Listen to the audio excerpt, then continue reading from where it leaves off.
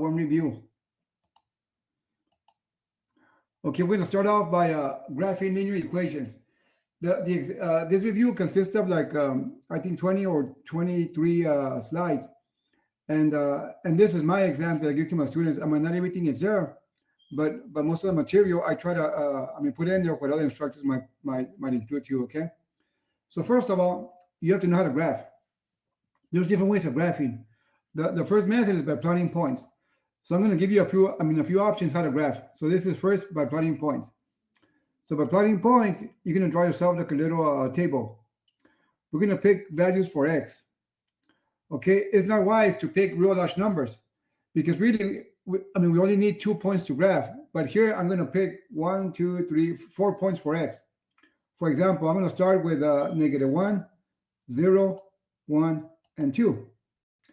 And like I said earlier, you can pick any point that you want, right? But the bigger the numbers, that you choose for x, the more likely, if you struggle with math, the more likely you're going to do a mistake.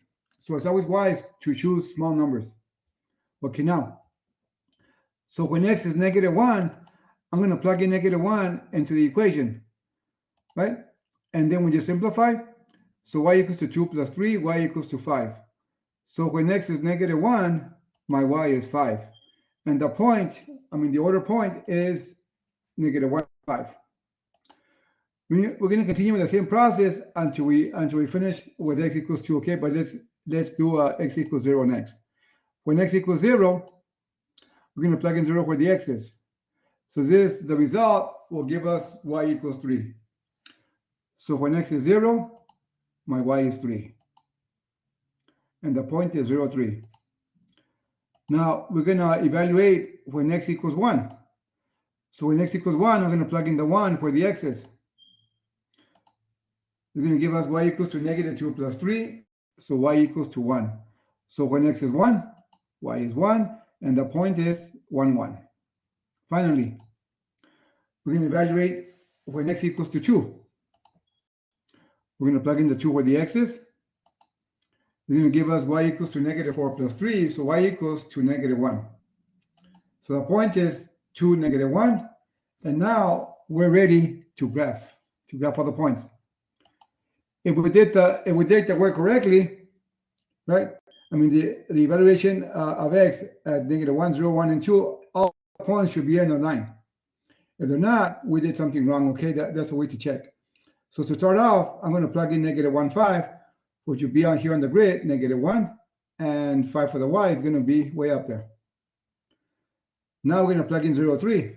So the x is 0 and the y is 3. Now it's going to be 1, 1. When x is 1, y is 1. And finally, when x is 2, y is -1. You see, if you notice, now you can draw a line that passes through all those points. But in reality, you only need 2 points to graph. So we could have chosen only 2 points for x, like maybe -1 and 0, and that would have given us a line. But here I did more points just to show you that you can use any point that you want, even more than 4. But here I chose 4. But the way to plot a line is only with 2 points. Okay, now I'm going to graph this very same equation, but using a different method. Okay. So there's my equation, right? So for this equation, I need to know what the m is and what the b is. My m is my slope. If you notice, my m is -2. But you always put it as a fraction because the slope is a rise over the run, which means it's going to go down 2 and 1 to the right. But from where? From the y-intercept, which is my b. In this case, my b is equal to 3. So my y-intercept will be 0, 3. And this is my starting point. Now let's go to the grid. Right, so my starting point is 0, 3. So 0, 3 is when x is 0, y is 3, so it's going to be way up here, 0, 3. Now we're going to go down 2. Why? Because my slope is -2, 1. So it means it's going to go down 2 from the 3 on the y-axis. We're going to go 1, 2, and 1 to the right. There's my point. You see, because we only need 2 points to graph, so we draw a line between the 2 points, and that's my line. If you notice, it's the same line as the previous one when we graph by plotting points. Okay, let's graph another one. In this case, my n, my slope, is 3, right? Which would be, it's going to go up 3 and 1 to the right. From where? From the y-intercept, which is my b. My b is equal to -5. So my y-intercept is 0, -5, and this is my starting point, 0, -5. So now let's go to the grid. When x is 0, y is -5, so it's going to go way down there. Right? Then I'm going to go up 3 from the -5 on the y. 1, 2, 3, and 1 to the right. Then my point will be at 1, -2. And now all we do is draw a line between the 2 points. And that's my line. Okay, now if you have something like y equals 4, that means, right, you don't have no slope. The slope is 0. And my b is 4. Right? So the line means that every point for the y value will be 4. So all you do is go to the y-intercept, which is 4, and draw a horizontal line. That's it. This means that every value for y is 4. For example, here, right, is 0, 4, 1, 4, 2, 4, 3, 4, and so forth. You see, every y value is y. That's what that means. So this is like an observation, okay? When the equation is y equals to a number, right, with no x, just a number, the horizontal line will be at that number. You see, for example, right, y equals to 4. So my horizontal line will be at 4. Now, if you notice here, x equals to -2, it means the slope is undefined, right? There's no slope. I mean, the slope is undefined. So that, and then there's no y-intercept. It's going to be a vertical line. So when you don't have a y equals to something, right, like mx plus b, you just have an x equals to a number. It's going to be a vertical line at that number. So it's going to be a vertical line at x equals to -2. There's my line.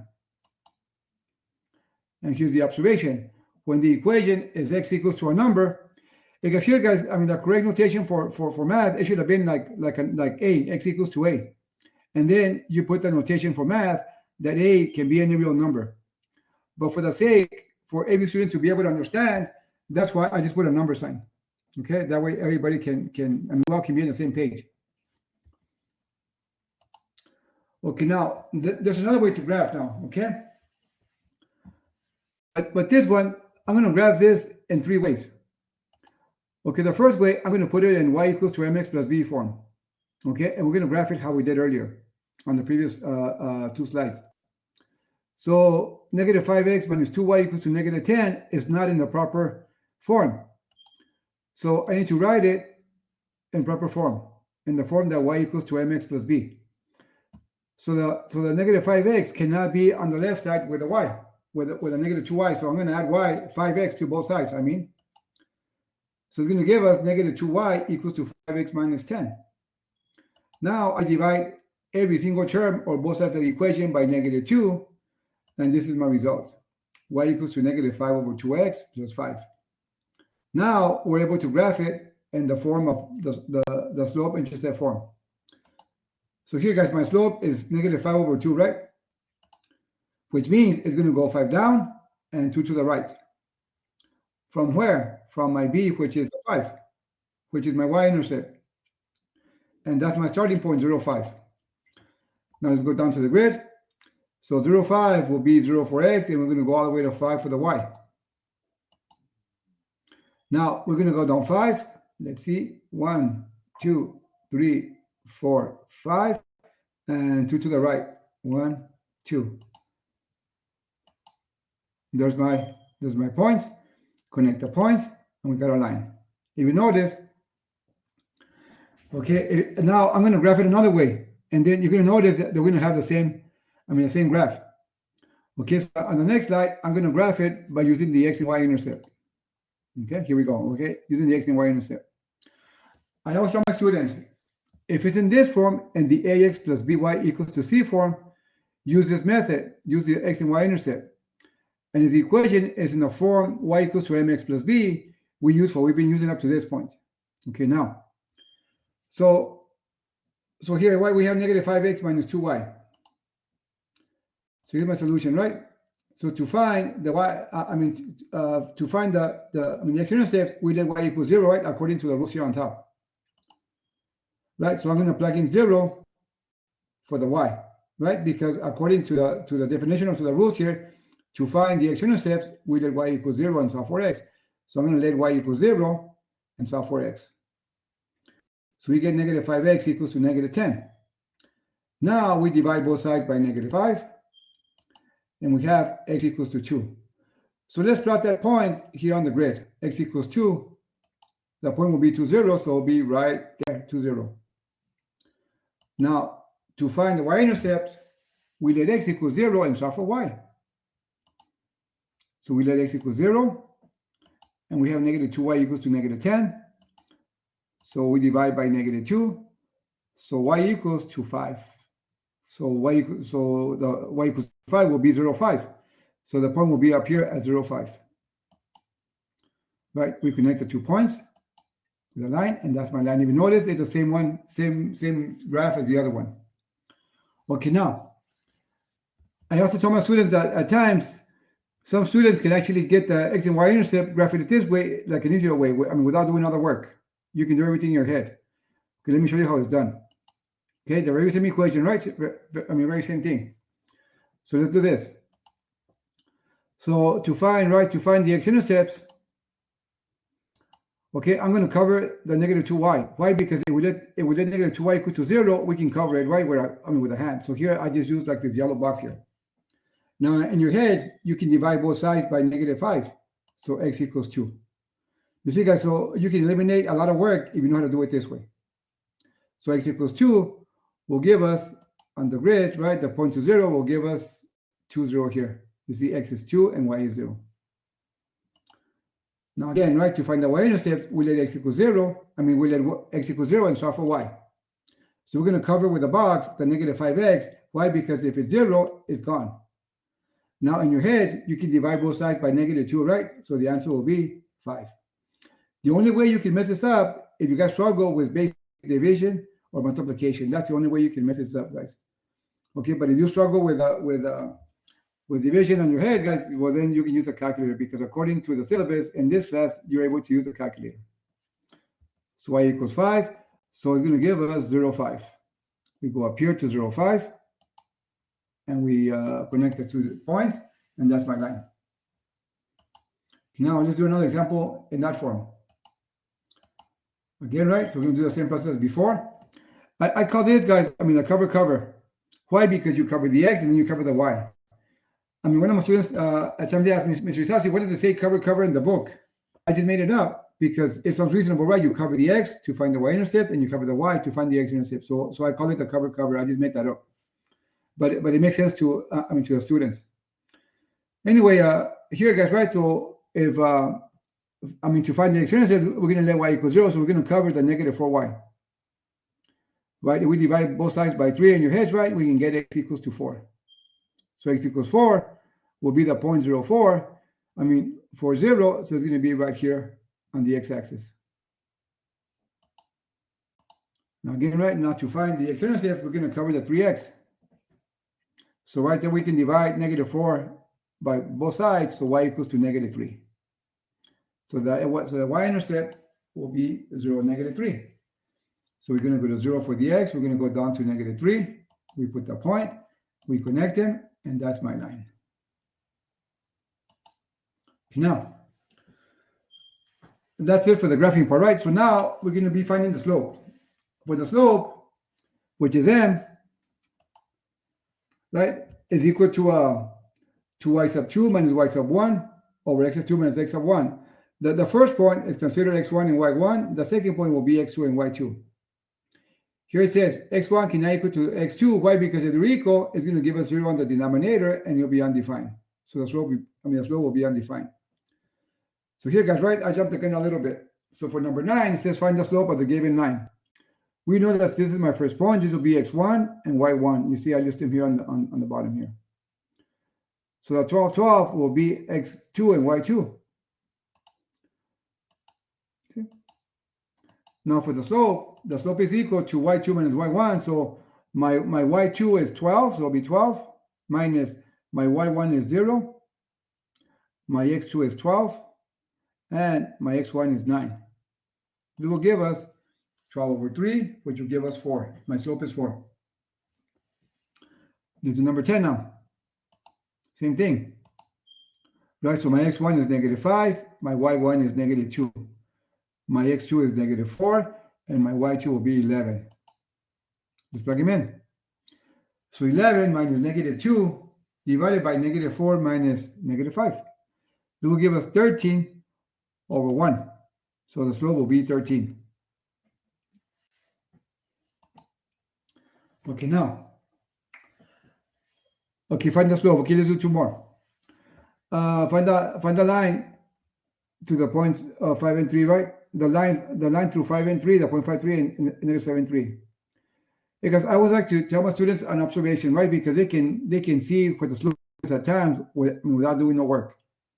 But let me show you just do the same thing as what we did earlier, and then I'll show you the observation. So my x1 is 5, my y1 is 3. My x2 is -7, my y2 is 3. I'll just plug them in. So I'll be 3 minus 3, right? Because my y2 is 3 and my y1 is 3. My x2 is -7 and my x1 is 5. So they will give us 0 over -12, which my slope is 0. Okay, now, observation. Okay, so when you're doing your homework or the exam or anything, right? You can always do this. You always look at the x values on each point, right? The x value is 5 and -7, right? If they're the same, then you don't have to do no work. For example, here, right? The y's are the same. So if the y's are the same, my slope will be 0. Simple as that. And if my x's are the same, my x's, it'll be undefined slope. Okay, you see, because if my y's are the same, right, it's going to be 0 on top. If my x's are the same, it's going to be 0 on the bottom, and 0 on the bottom is undefined slope. Okay, for example, number 12, right? We have 1 for x1 and 1 for x2. So right away, we know this one will be undefined slope without doing the work, just by looking at the 2 points. And if the 2 points are different, right, say the x values are different and also the y values are different, then we have to do the work. But in this case, let's do the work so I can show you what I'm talking about. My x1 is 1, my y1 is 2. My x2 is 1, my y2 is -6. We plug him in. Right, so -6 minus 2 will give us -8 over 0. You see, this is undefined slope. So my slope is undefined. Again, and here's the observation. When the x values of the 2 points repeat, it's undefined slope. Okay, let's continue. Now here, it says find an equation of the line passing through the given points. So here, guys, what they want to do here, they want to find the equation in the slope-intercept form, which means they want it in y equals to mx plus b. So before we start, right, we need to first find the slope and then use the point slope formula to find the equation. Okay, now, so here, do the x's repeat? No. Do the y's repeat? No. So we have to do the work. Right? So it's going to give us my x1 will be -5, my y will be -2. My x2 is -4, and my y2 is 11. So it's going to give us 11 minus -2 over -4 minus -5. So the result will be 13 over 1. So my slope is 13, right? Now you can use the point slope formula. The point slope formula is y minus y1 equals to m, parentheses x minus x1. So let's plug everything in. So we're gonna use the same point x1 and y1 will give us -5 and -2, and my slope is 13. So I'm going to plug in all the values. For example, I'm going to plug in the -2 where the y1 is. I'm going to plug in the 13 where the m is. And I'm going to plug in -5 where the x1 is, and then we're going to simplify both sides. For example, here on the right side, on the left side will give us 2 because y minus -2 will give us positive 2. Here in the parentheses, x minus -5 will give us x plus 5. The next thing I need to distribute. So it'll be 13 times x will give me 13x. 13 times 5 will give me positive 65. Now my next step I need to subtract 2 from both sides. So my equation will be y equals to 13x plus 63. This is in the proper form that they wanted, in the slope-intercept form. Okay, now, here guys, number 14, it says write the line of the graph in slope-intercept form. Here's where it's kind of difficult for some students because they don't know what to do. Okay, but this is not that complicated, guys. Okay, so let me show you what we're looking for. Solution. The equation must be in y equals to mx plus b, which means I need my slope and I need my m and my b. My slope is my m and my b is the y-intercept. Once you find those two values, we're going to plug into the formula and we got our equation. Right, and the slope is rise over run. So, and the b is the y-intercept. So here on the one to the left here, on number 1 here, right? Because my b is my y-intercept. So the b is 1, right? Because the b is right there. That's where the graph crosses my y-intercept. I mean the y-intercept, so that's my b. My b is 1. Now, here you have to find another point that passes exactly through one of the corners here on the grid. You see, for example, I cannot use that one because it doesn't go exactly to the corner, nor that one, nor this one. You see, this is a point that we're going to use. We can use this one, or we can use this one down here, one or the other. I'm going to use this one here. Okay. Now the rise means you're going to go. I mean, you're going to form like a triangle. You cannot go across. You have to go straight up and straight. I mean, straight up or down and across. So here, guys, I'm going to go straight up, right, and across to meet the points. How many units did I go up? 1, 2, 3. To the right, 1, 2, 3, 4. That's my slope. It's a rise over the run. So it's going to be 3/4. So I already got my b. I got my m. All I do is plug into the equation, the y equals to mx plus b, and I have the equation that we're looking for. There's my result. So this line is y equals to 3/4 x plus 1. Okay, now anyway, we know just by looking at that this line will be positive, right? And the one on the second one is going to be negative. So it's going to be negative slope because it's going down. Anyway, let's apply the same concept here. Okay, so here, where's the b? The b is right there, right? The b is a y-intercept, so it's -2. Now we have to pick another point that goes exactly to one of the corners on the grid here, right? So we cannot use that one, nor that one, nor that one. It's going to be this one here, right? That's the one that goes exactly to the corner. Right, so it's going to be that one there. So this one, guys, right? So it's going to go from here, right? So this one goes down. 1, 2, 3, 4, 5. It's going to go across 1, 2, 3, 4. So since it goes down, it'll be -5 because it goes -5 units. -1, it goes 1, 2, 3, 4, 5 units down, so it's -5. And it goes 4 across 1, 2, 3, 4. So it'll give it be 4. So my slope is -5/4. So I got my b, I got my m. Plug them in, and I got my equation. Y equals to -5/4 x minus 2. Okay, now, if you notice, on the third one here, on the third one, my b is -3. But if you notice, my slope is 0, right? My slope is 0 because there's no incline nor decline. So if you remember from, at the beginning when I said when you graph something like y equals to a number, right?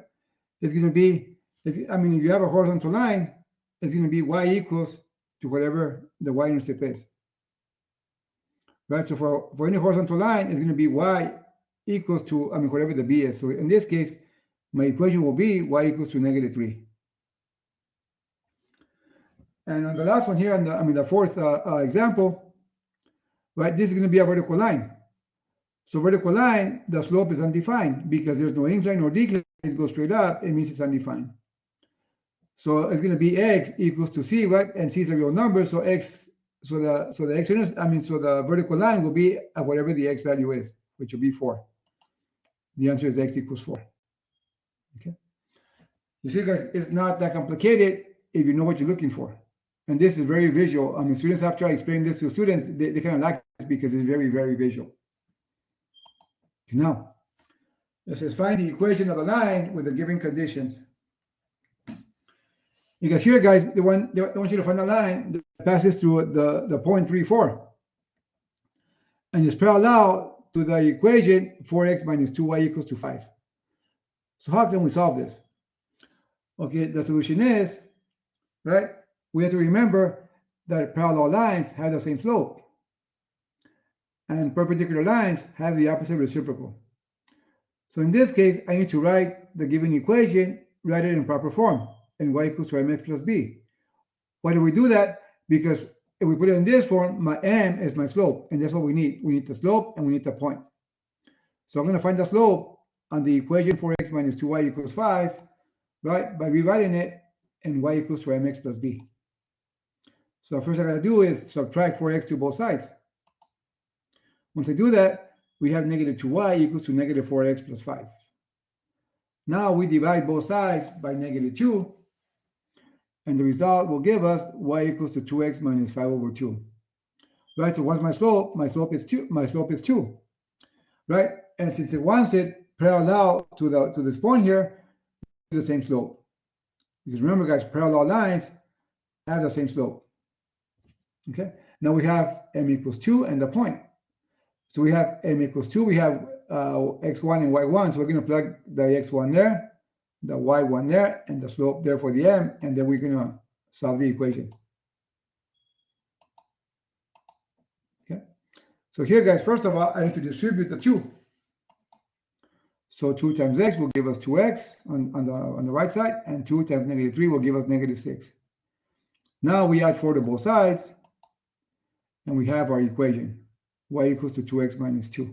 That's the equation that we're looking for. Okay, now I'm going to show you another way that I believe is more student-friendly, because this one, guys, you guys might make a mistake using this formula if you lack basic algebra skills. And at times, some of the students are not up to standards in my classes. Okay, but it's not my job to criticize them or to judge them. It's my job to help them. I don't care how they got to my class, but it's my responsibility to actually help them out. So we're using the next formula, right? This will be better for them because all they can do is plug into the calculator. And like I said earlier, for this class, you're able to use the calculator. Right, so if we solve for b here, right, so we know that b equals to y minus mx. How do we find it? Because we subtracted mx to both sides to have the b by itself. So we can use b equals to y minus mx. Okay, now I already know what the slope is, right? My slope is 2. So I'm going to plug in the y1, the y here for the y1, will be the 4. On the m, I'm going to plug in the 2 because that's my slope. And the 3 will be where the x is. And all you can do is plug into the calculator, guys, and you're going to get negative 2. We can go straight from here to here. So this is more friendly doing this work. But it all depends on your instructor. Some instructors want you to use this formula, and that's it. I always give students the option so they can choose what's easier for them. So what's my equation? If you notice, we get the same thing, right? Y equals to 2x minus 2. Now, let's find another one that's similar to the last one, but just a little bit different, because now it's perpendicular. Okay, so what we're doing here, guys, you got to find a line that's perpendicular to this one, to the negative 2x plus y equals negative 3, that passes through the point 6, 8. Okay, now how do we find the slope? We're going to do the same thing as before. Okay, so the given equation, I need to put it in the form y equals to mx plus b. And then I'm going to use my m as my slope and my 6, 8 as my y1 and x1. Okay, here we go. So I'm going to add 2x to both sides. We get y equals to 2x minus 3, and you see that's my slope. My slope is 2, right? But since we're looking for the perpendicular line to the given equation, the perpendicular slope is the opposite reciprocal, which means it's going to be the opposite sign, right? And then you flip it. 2 is the same thing as 2 over 1. So it's going to be the opposite sign. Since it's positive, it's going to be negative, and the reciprocal of 2 is 1/2. So this is my slope that we're going to be using. Right, I got my slope, I got my point. So I'm going to use a point slope formula. So I'm going to plug in x1 for 6 for x1. I'm going to plug in negative 1/2 for the ms. I'm going to plug in 8 for the y1. Now here, guys, I'm going to distribute. So this becomes negative 1/2 x on the right side plus 3, because negative 1/2 times negative 6 will give us 3. Now I'm going to add a to both sides, because we want the equation to be in the form y equals to mx plus b, which is the slope-intercept form. So we add a to both sides. So y equals to negative 1/2 x plus 11. This is the equation that's perpendicular to this one, to the given one, but passes through the 0.68. Okay, now we're going to be evaluating functions. Let's just find the following: f of negative 2, b f of 5, c f of x plus h, and d f of x plus h minus f of x over h. The d part, most of our students struggle with this one here, with d. Because the one for d, guys, you're going to use it on your next course if you have to take the 1325 course. Because this is the beginning of calculus, of business calculus. So this, you'll see it at the beginning of your next course if you have to take the 1325. Okay, now, so solution right to evaluate, which means I'm going to plug in negative 2 for every x. So I'm going to plug it in there, right here, and here. It will give us 4 plus 2 plus 4. The answer will be 10. So when x is negative 2, my y is 10. That is to be, right? Because I did a mistake here, guys. This is supposed to be f of 5, not 3. Okay, so we're going to, again, this is a mistake. We're not looking for f of 3. We're looking for f of 5, which we're going to plug in 5 for every x. So we have 25 minus 5 plus 4. The answer will give us 24. So this is f of 3 is equal to 24.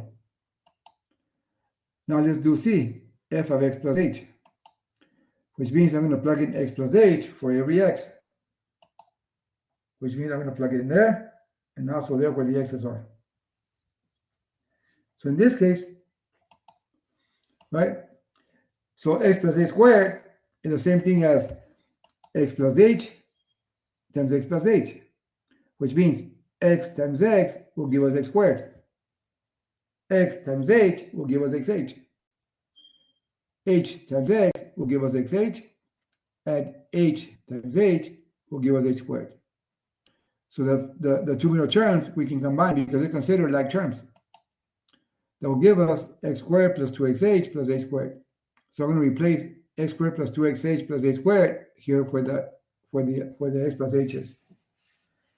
Now here, guys, I'm going to distribute negative times positive x will give us negative x. What I did here, let me go back. Negative x times x will give us negative x. Negative x times h will give us negative h, and we just bring the 4 down. So this is my f of x plus h. Now for d part, I already did this one, right? I mean, d, we're going to do it in 3 parts. The first part is to find f of x plus h. And this one, we did it in the previous slide, right? But let's do it again, right? Again, this I did in the previous slide. So this is my f of x plus h minus minus my x plus h plus 4, right? So this is what we got from the previous slide. Now comes step 2. We're going to do here the numerator, the f of x plus h minus f of x, which means, right, this is my f of x plus h, minus my f of x means my original function. Now here, guys, right, we're going to bring down the x squared plus 2xh plus h squared minus h plus 4. And here, guys, we're going to change the signs on the second expression. So negative times a positive x squared will give us a negative x squared. Negative times a negative will give us a positive x. And negative times a positive will give us a negative 4. Now, here's a hint. Guys, terms without an h will be eliminated, will have to be eliminated. If not, that means we did some other work wrong. Okay, because here, right, we have x squared, and here we have negative x squared, so those are going to cancel. We have 2xh, right? There's no 2xh, another term like this one, right? So that one, we don't do nothing to it because we cannot combine it with any other term. Same thing with the h squared. We have negative x, we have positive x, so those cancel. We have negative h, there's no more h's, right? So that one stays. We have 4 and minus 4, those cancel. If you notice, every term with an h stayed, and every term without an h, it canceled. So now here, guys, right, I'm going to factor out an h. Why do we do this for? Because we want to cancel this h on the bottom with one of the h's here. Right, you see, this h will cancel with this h here. So this is my solution. 2x plus h minus 1 is my answer. And again, this problem here, you'll see it in the next course, at 1325 course. Now, this one here, guys, is the one that at times I give on the exam, because it all depends on what type of students I have. If no one is going for the next course, for the 1325, I'll give this one here, because this one is more like a little bit easier. Right? I mean, you're going to notice that this is less work than the other one. Why? Because the other one, let me go back real quick. The other one had x squared. That was x squared is what makes it a little bit more challenging. You see, this one doesn't have x squared. This would be much simpler to actually work. Right, so we need to find f of x plus h. So I'm going to plug in there where the x is. I will do this. I will do the distributor. So we're done. For the f of x plus h. Now comes part 2. So it's going to be my f of x plus h minus my f of x. Right? The 2x plus 2h minus 3 comes down. And on the next one, on the next expression, you notice the sign switch because you multiply it by negative 1. It'll be negative 2x plus 3. Now, remember, guys, every term that doesn't have an h must cancel. See? No h. You see, and here's my 2x minus 2x will give us 0. This will cancel. The negative 3 plus 3 will cancel. So we're left with 2h. Now comes part 3. The whole thing together, right? What we're looking for. So for the numerator, we had 2h. And step 3, right? We have h for the denominator. So what happens here? The h is canceled, so we have 2. The answer is 2. That's my result. You notice this one here, number 18, is a lot less work than number 17. Okay, and I repeat because this one here doesn't have the maximum power. It's the first power. That's why it's easier to work. Number 19. Number 19, it says, the manufacturer suggests the retail price, the MSRP for a new base model Toyota price is $25,035. And it's expected to be worth $14,115 in 4 years. Find the linear depreciation function for this car, for A part. For B part, estimate the value of the car in 5 years from now. And C part, at what rate is the car depreciating? I guess here for number 19, guys, really this is, we're trying to find the slope. We're trying to find the equation of the line. Right, so it's the same thing as what we've been doing, but now this is like a word problem, an applications problem. So here's how we do it, guys. Okay. Need to find 2 points. But if we notice when the car is brand new, right, that means x equals 0. X equals 0 because the car is still the car is still on the car lot. No time has passed. So when x equals 0, this is my original price. So this is my first point. 0, 25,035. Then it is expected to be worth $14,115 in 4 years. So this will be my second point. So when x is 4, right, my y is $14,115. This is my second point. Now we do is find the slope. So this is right. This is x1, y1, x2, y2. So y2 minus y1 will give us 14,115 minus 25,035 over x2 minus x1, which will be 4 minus 0. So my slope is negative 2,730. That's my slope. Now I'm going to use the b equals to y minus mx instead of the other formula. This is easier. So my b, right, my m is negative 2730. My y is 25,035 because I'm going to use the first point, and my x is 0. So plug everything in. My y is 25,035 minus my slope is 2730, and my x is 0. So my b is 25,035. I got my m, I got my b. Plug them into the formula, and we get a result. So this is the answer for part A. Right? That's my linear depreciation function. Now it says estimate the value of the car in 5 years from now. So for B part, guys, all we do is evaluate, like we did in the previous slide. We're going to plug in 5 for the x's. We're going to evaluate f of 5, which means I'm going to plug in the 5 for the x's and use a calculator, so we get 11,385. So 5 years from now, the car will be worth $11,385. Now for C part, at what rate is a car depreciating? Because what they're asking for C part is just a slope. But we don't put negative, right? Because the word depreciating means negative. So it's going to be, what's the slope, right? It was negative 2730, right? But they don't want it as negative because, I repeat, the word depreciating means negative. So the answer for part C, the car is depreciating at $2,730 per year. I repeat, the car is depreciating at $2,730 per year. That's the answer for part C. Now this is number 20. A company manufactures 65-inch smart TVs that sells to retailers for $500. The cost of making X of these TVs is C of X equals to 300X plus 213. This is supposed to be 213,000, guys. I forgot to put a 0 there. I'll make that correction later.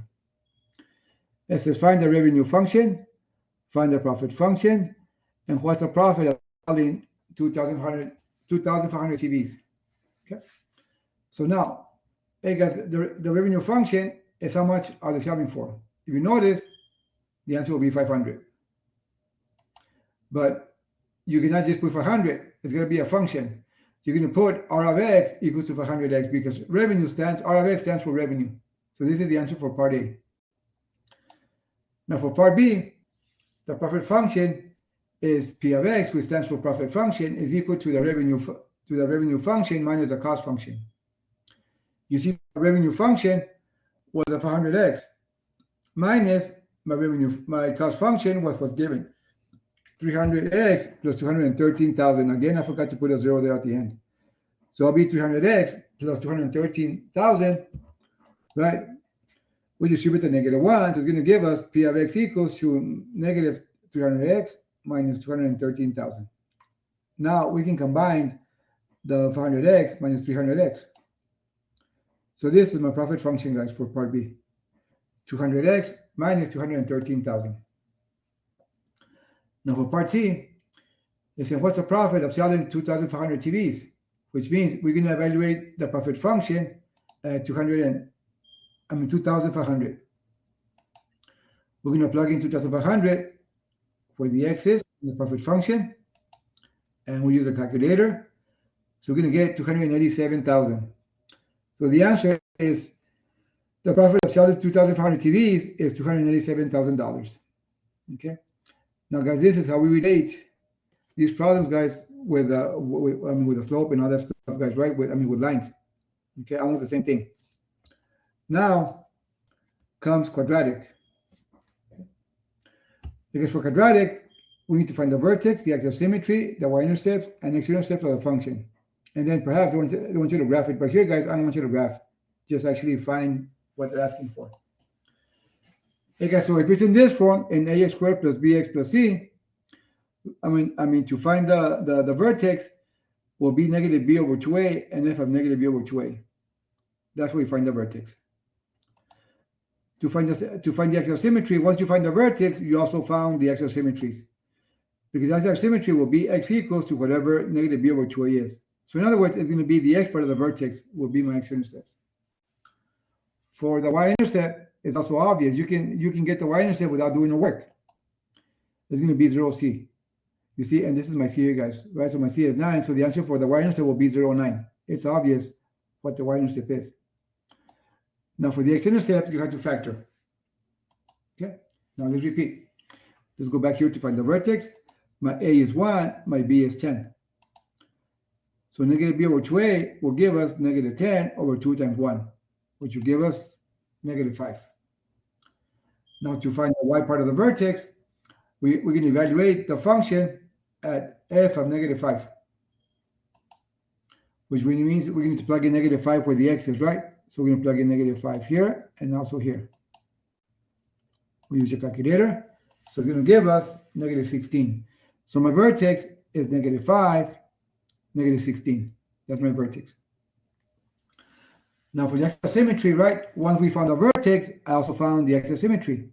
But you have to put x because the axial symmetry is a line. So it's going to be x equals to negative 5, right? It's the x part of the vertex. That's your answer, guys. Very simple. For the y-intercept, it's going to be 0c. In this case, my z is equal to 9. So the y-intercept will be 0, 9. That's your y-intercept. Now for the x-intercepts, you have to factor. And I believe last week I did the workshop on factoring. So to factor x squared plus 10x plus 9, right, it's going to be x plus 9 and x plus 1. If you guys don't know how to do this, go back to the workshop that I did last week about factoring, and then it's going to help you. Then we set them both equal to 0. We're going to subtract 9 here, so it's going to be x equals to negative 9 and x equals to negative 1. So these are my x-intercepts. Negative 9, 0, negative 1, 0. Now, what happens if it's in this form, in the vertex form? Okay, this one here, guys, is much easier to find the vertex, axial symmetry, because this is very visual. Okay, for example, my vertex is HK. My axial symmetry will be x equals to h. For the y-intercept, you're going to let x equal 0 and solve for y. And for the x-intercept, you're going to let y equal 0 and solve for x. Okay. So in this case, right? So if my equation is a parentheses x minus h squared, right? If this is my vertex h, right? If you notice, if it's negative here, it's positive here. So then if it's positive here, it's going to be negative here. Right? My slope is negative 3, negative 16. That's my slope. I mean, not my slope, my vertex. I'm sorry about that. I was thinking about the new equation. There's my h, there's my k. Okay, now the axial symmetry will be the x part of the vertex, will be x equals to negative 3. Now for the y-intercept, okay, g of x is the same thing as y. So we're going to let that equal to 0. I mean, we're going to let x equal to 0. I'm sorry, x equals 0, right? So also this one, guys, you can do it in your heads too, guys, I mean, without doing the work. For example, right, if we put 0 there, right, what's 3 squared? Wouldn't it be 9? What's 9 minus 16? Will be negative 7. So this one, guys, is also not that hard. You can find it with actually doing the work, but here's the work. Right? So it's going to be 0, negative 7. Now to find the x-intercept, we let y equals 0. Right? So we're going to let the y equals to 0 and solve for x. So here, guys, we have to, I'm going to add 16 to both sides. So 16 equals to x plus 3 squared. Okay, I put the x plus 3 squared on the left side because we're solving for x, right? But it doesn't matter, but I like to put it on the left side. So we take the square root of both sides. Because every time that you take an even root, you put plus or minus. If that was cube, right? If you take the cube, or the cube root or the odd root of any radical, you don't have to put plus or minus, only when it's even, 2, 4, 6, stuff like that. So here, guys, on the left side, the radical cancels with the square, so that's why it's going to be x plus 3. Plus or minus, the square root of 16 will give us 4. Right, so here, guys, I'm going to subtract 3 to both sides. So I got x equal to negative 3 plus or minus 4. So I'm going to split the right side in two parts. Negative 3 plus 4 and negative 3 minus 4. You see the plus or minus means x negative 3 plus 4 and negative 3 minus 4. It will give us 1 and negative 7. So these are my intercepts. Negative 7, 0 and 1, 0. Okay, now I believe this is the last one. Okay, here's where we apply these type of problems in real life. It says here, the revenue of McDonald's Corporation, but it's in billions of dollars. for the years 2010 to 2015 can be approximated by the quadratic function r of x equals to negative 1 half x squared plus 13x minus 57, where x equals to 10 corresponds to the year 2010. For A part, find the vertex. For B part, this is supposed to be in what year, not I what. And what year during this period was the revenue at a maximum. And for part C, what was the maximum revenue to the nearest $1 billion? Okay, now, hey guys, so the solution is we have to find the vertex, right? This is, for part A.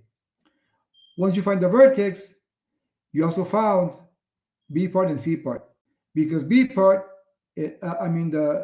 for B is the answer of the x part of the vertex, and for C is the y part of the vertex.